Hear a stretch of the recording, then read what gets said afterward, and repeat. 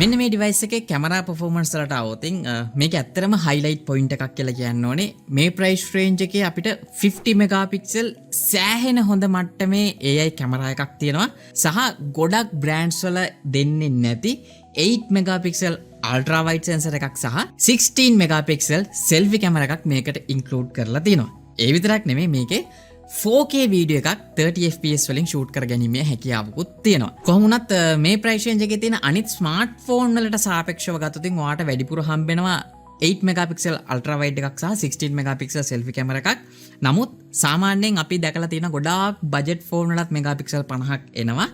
හැබැයි මේ ඩිවයිස් එකට ඇවිල්ලා තියෙන megapixel 50 කැම් එක ඇත්තටම ඒවත් එක්ක සාපේක්ෂව සෑහෙන හොඳ මට්ටමකින් perform කරා කියලා කියන්නම ඕනේ. ඉතින් මේ samples වලින් ඔයාලට සෑහෙන හොඳ idea එකක් ගන්න පුළුවන් මෙන්න මේ G35 5G එකේ තියෙන කැමරා setup එක මොන වගේද කියලා.